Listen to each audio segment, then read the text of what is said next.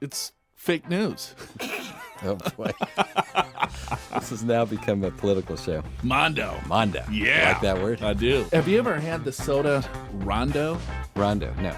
Oh, it's delicious. What is it?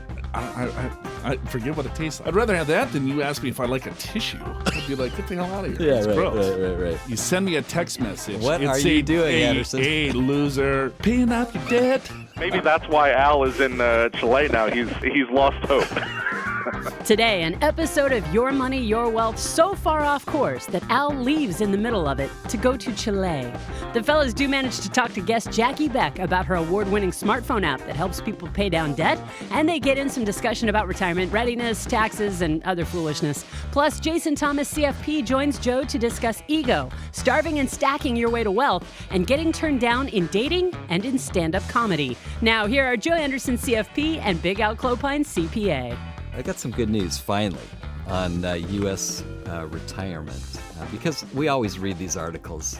It's gloomy. It's desperate. We got big problems. And Fidelity Investments, they just looked at 3,000 working households that have started saving for retirement. Yeah, and they pulled everyone from La Jolla. So there's a caveat here. 3,000 working householders that have started saving for retirement. So that eliminates half, right? Or more. 80%. Yeah. Right there. But if you go with those... In a very affluent area in Rancho Santa Fe. If you go with those 3,000 that are saving for retirement, after tallying up how much they're saving in their 401k accounts, their expected Social Security benefits, and other assets, Fidelity says the typical saver is on track to have about 80% of the income they'll need to cover retirement costs. And you just go back a decade, a little bit more, 2005, that amount was 62%. So now we're up to 80%. So that's good news. And to me, How do they know this, Alan? Because they... So, I mean... I'm trying to think of how they surveyed these people. I don't know. So they went to Rancho Santa Fe. they went... and then La Jolla. But no, all right. So they're saying you're 85% funded for your retirement goal. Well, how does Fidelity know how much money that they're spending? They'd have to ask some basic questions, I guess. Like, here's what my experience is, okay. And I don't mean to be doom and gloom here, but people lie on surveys that have to deal with their financial lives. Well, they're lying more now. Because, all right, I teach a retirement planning class. You know this. Yes. It's been many years I've been teaching this class. A decade or more. Yeah, decade. That sounds important. It's just, it's 10 years. There's the Retirement Benefit Research Institute. Yeah. They do the survey of consumer confidence. It's the Retirement Confidence Index. Right. And every year they're saying, okay, well, 70% of people feel very confident or somewhat confident that they're going to have enough money to cover the basic necessities. Mm-hmm. And then the other statistic is 70% of people that we surveyed, feel very confident or confident that, they'll cover, the basics and be fine. So almost 70%, hey, we're going to kill it in retirement. 80% said, hey, we're going to be just fine. Right. 20% said, yeah, we're not as confident. But we know what the true numbers are. Yeah, they're not near as good. But so, right, what is the average balance of a retirement account? Well, I think it hit 100,000. Okay. For people that have retirement accounts. Okay, so $100,000. But the average retirement account, if you include the people that don't have retirement accounts, is about 10,000. Right. So how is that 85% of their goal? Well, so here's the thing. So it's 80%, first of all, but I'm sorry, I'm just raining on your happy parade. But they backed it up. Here's maybe this will give you some. Okay, give me some meat. Much improvement is due to workers saving more of their pay because the typical savings rate is now 8.8%, more than double the 3.6% rate in 2006. Well, they should be saving 20%. Agreed. But at least they're improving. Well, all right. So then, what is that? Everyone out there, save 8.8%, and you're right there. Boy, oh boy, you're tough. No, I would say, and it even says in this article that that Fidelity and other advisors recommend 15%. I would honestly say 15 to 20% is probably the right number that you want to get to. What do you think our buddy Mumula would say? Well, he was at 65%, which is even better. I'm just trying to be realistic for everyone else. You're very optimistic. And 20 is pretty tough. Actually, 10 would be a miracle for a lot of people. Right. But anyway, the average here is 8.8. Whether these numbers are exactly right or not, that you can't dispute the savings rate. The savings rate's higher. That's a good thing. That is a very good thing. So do we agree on this yes, one point? I could sleep better at night. The baby boomers, Joe, Are blowing up? they're in the best position. Are they? Cruise control. These are savers born from 1946 to 1964, which I fall into that. So we're on track to have 86% of our income that we'll need in retirement. So we don't have to give up much. What's the backdrop of this again? How did they do this? Fidelity Investments looked at more than 3,000 working households that started saving for retirement. And how did they calculate the 86%? Is there a footnote there? No footnote. Have to take their word for it. This is from Associated Press. You want to get into this study, don't you? Well, I do. Yeah. Because I think it's fake news. Oh boy, this has now become a political show. Changing the topic. Do you know, Joe, that one of the benefits of this new tax law is to be able to fill out your taxes on a postcard? Yeah, it's a pretty big post. It's a poster. You heard about that? Yes. So that's what this article in Forbes just came out. It said the new tax law is really, really big postcard. And here's why. Because the current Form 1040, which is what most taxpayers use, and certainly most ones that listen to this show, includes 98 lines and boxes for tax calculations. And as we know, a lot of these lines just simply refer you to a schedule that's on another page. Right. So they're saying that the best that this author can figure, maybe 5 or 6 of those lines might go away of the 88 lines, I think is what I said.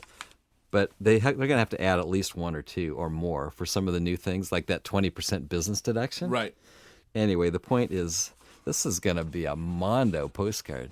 Mondo. Yeah. You like that word? I do. Yeah. Or El Postcard Grande. Have you ever had the soda Rondo? Rondo, no. Oh, it's delicious. Yeah. What is it? I forget what it tastes like. I think it was like a citrus drink. Citrus. All right. It was like remember Squirt? Yeah. Right? It's like that? Kind of.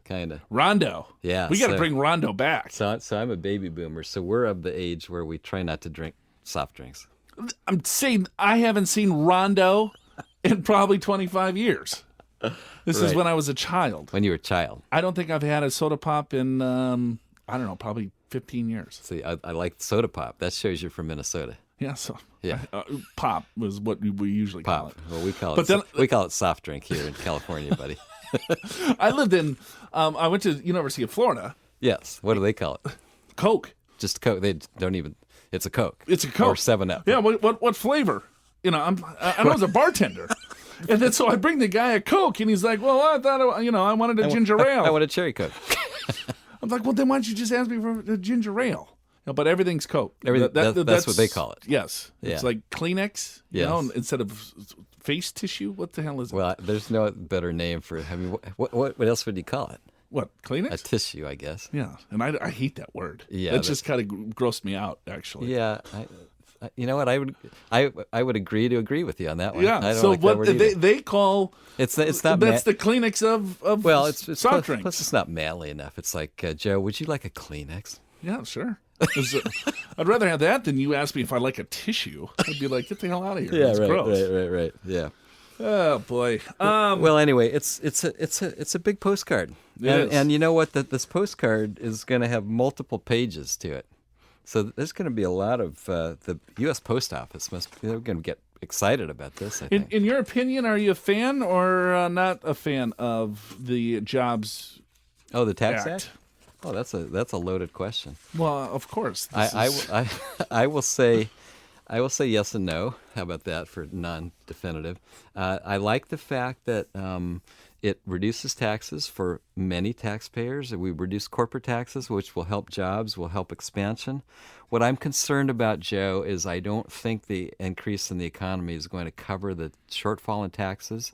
And I base that on what most economists say, which then means we would add more to our national debt, which means we're kind of kicking this debt issue down the road. Well, so that's my quick analysis. Don't you think it's well, there's not a lot of arrows in the quiver here if something goes bad. And so the economy's doing well, right? The market's doing well. Right. Unemployment's pretty low, right? Corporate profits are up. Yeah, so let's lower taxes at a time when things are good? Right? Does that make sense? Because when a recession happens, and by What the do you way, got? it will happen. It's like You okay, can lower more? Let's lower the taxes more. Whoops, we already did that. Yeah, that blew up. Let's lower the interest rates more. Whoops, they're already all-time lows. I mean, they've gone up a little bit in the last few months. I agree with that, but you're right. There's not much left. So to be able to get out of the next one. Right. It's coming at some point. Who knows when? Yeah, sure it is. And so you just want to make sure that you are prepared. Thanks to Joe and Al's BSing, I've just learned on Wikipedia that Rondo was the inspiration for Brondo, the thirst mutilator juggernaut from the movie Idiocracy, which to me is one of the funniest, scariest comedies of all time that has become a documentary about what happens when you kick that can down the road for too long. Welcome to the year 2505, folks. Get out your tissues. Anyway, if you want to make sure you're as prepared for retirement as you can possibly be, visit the white paper section of the Learning Center at yourmoneyyourwealth.com to download our free retirement readiness guide. You'll learn little-known secrets about controlling your taxes in retirement and preparing for increased longevity, rising healthcare costs, Social Security uncertainty, and market volatility. And it won't cost you a thing to download the retirement readiness guide from the white paper section of the Learning Center at yourmoneyyourwealth.com. It's that time of the show again, Big Al. It is. Can't wait. This is the coolest name I think we've had on the show. With this app, Pay Off Debt by Jackie Beck. Yep. That rhymes. It does. It just feels good. Because when you think of debt, you get depressed. Yeah, you want to get that stuff paid off best you can. We have Jackie on the line. Jackie Beck, welcome to the show. Hey, thanks for having me. So tell us a little bit about your story. How did you become a debt freedom expert? Basically, by being really in debt and getting out. My husband and I owed over $147,000, which we didn't actually know until we had completely paid it off. And so we figured out what it took to get out of debt. And now I teach other people to do the same. So did that include your home mortgage, or was that other kind of debt? That was our home mortgage and credit cards, car loan, student loan. I think we had a home improvement loan. So all the loans. So when did you decide that okay, seems like it's getting out of control, and then what were some of the initial steps that you took? Well, I felt that way for a really long time, and I struggled and failed over and over again to try to get out of debt. And then when my husband and I got together, things really changed because we had a similar mindset, which I think is super important. And what really was the catalyst for me to actually get this thing done was I had lost my job and I couldn't find another one. And I was actually unemployed for several years. So when I finally got a part-time job, I thought, I never want to be in that position ever again. I do not want to owe this money and have no way to pay it. And so I was super motivated. And so I started by paying off my student loan. And then things kind of snowballed from there. Do you think the loss of your job motivated you more if you would have continued to have, income? Was that the catalyst, do you think? It was like, oh, my God, here we go again. I need to buckle up and I need to figure out a strategy. Do you think that was the catalyst that helped you? Yeah, I think that was a huge catalyst because I realized that, this is a really precarious situation. You don't realize, what happens if you do lose your job until it happens. People don't want to think about that. But it really made a big difference because, I had this panic and I didn't want to feel that way again. So that was definitely a huge catalyst. Good for you, because I think sometimes it takes a shock to the system to really change. And there's been stories after stories where that shock has happened to multiple people many times, and they still continue to do the bad habits. And so for you to realize to say, you know what, I don't want to do this, and really take the bull by the horns is commendable. What are some of the strategies that you implemented to get out of debt? I mean, there's the snowball effect, or you pay the high interest. Were you using any of those type of strategies? How were you able to do this?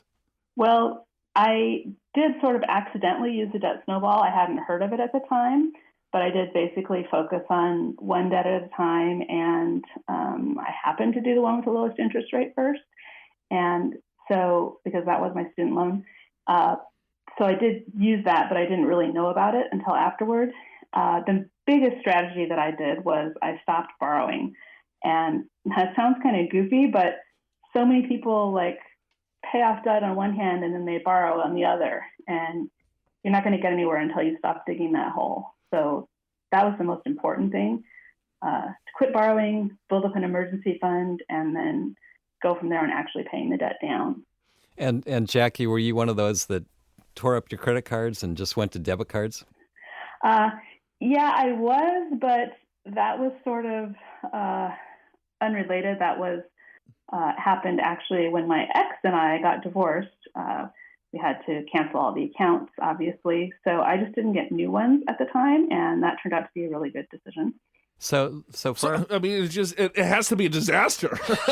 I got to lose my job, or get my divorced, ex-husband, and then I got to do this right. And then he's stealing money from me, so everything's got to be cash. No stealing of money. But no, I mean, it sounds terrible, but actually it turned out to be really awesome because life is so great now, and I couldn't have done it unless, I made the changes. So let me ask you, Jackie, it's one thing to want to pay down your debt. It's a whole nother thing to take the action steps to do it. And you've set up this app to help people pay off their debt. How does that work? Well, the app is a huge motivational tool. And basically it's on your phone or your tablet, and you can use it. You can input all your debts, and it'll tell you how long it'll take to pay off each one and how soon it'll be when you're completely debt-free.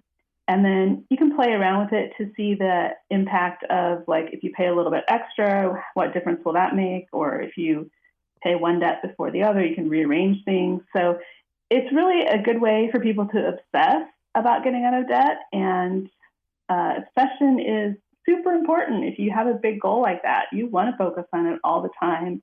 And you want to be able to see every little bit of progress. So the app really helps people do that. Is that the stuff that's in the app, is that something that you were able to develop on your own? And so you kind of put this into an app, or is this something you kind of learned after the fact? Well, I did the math on my own, and my algebra teacher was right. I would use that someday. The actual development, I hired people to code, and then the process.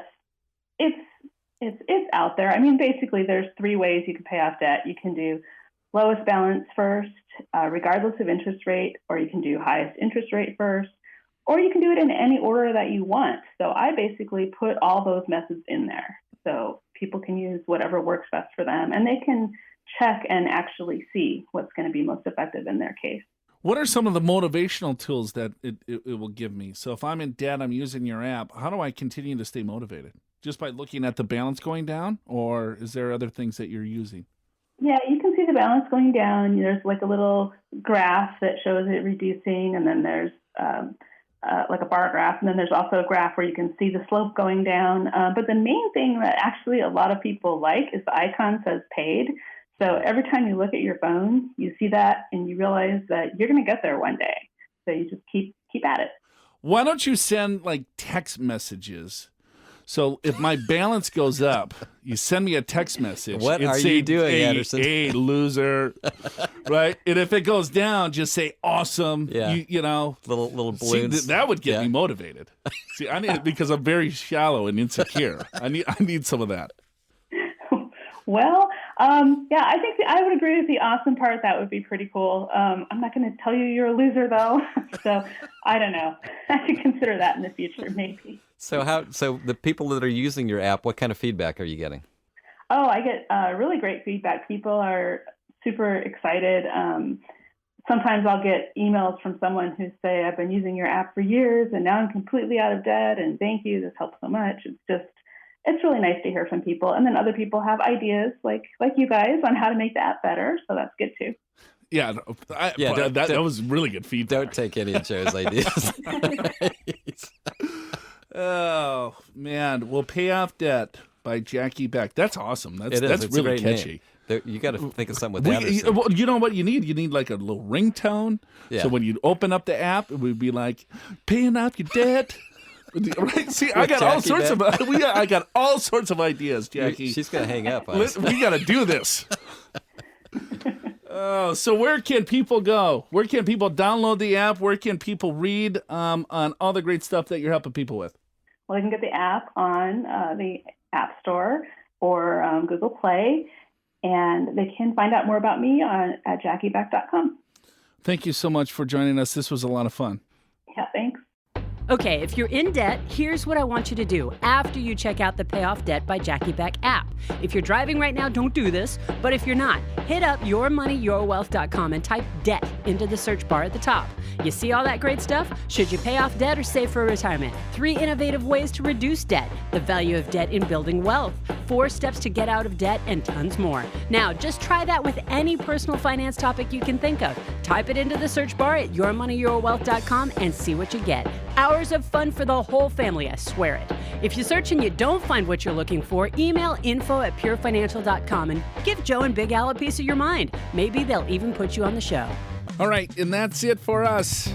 For Big Al Clopine, I'm Joe Anderson. Show's called Your Money, Your Wealth. We'll see you next week. How do you even recap today's show? Let's see. Drink Rondo, don't say tissue, have an app that sings and tells you you're a loser, save more than is humanly possible, do some self-reflection, and you too could end up in Chile or Sub-Zero Minneapolis, whichever you prefer. Let's hope Big Al is back next week to right this sinking ship. Special thanks to our guest, Jackie Beck. Learn more about her methods for paying off debt and her smartphone app at JackieBeck.com. For more punishment, subscribe to the podcast at yourmoneyyourwealth.com through your favorite podcatcher or on iTunes, where you can always check out our ratings and reviews. And remember, if you've got a burning money question for Joe and Big Al to answer on Your Money, Your Wealth, just email info@purefinancial.com or call 888-994-6257. Listen next week for more Your Money, Your Wealth, presented by Pure Financial Advisors. For your free financial assessment, visit purefinancial.com.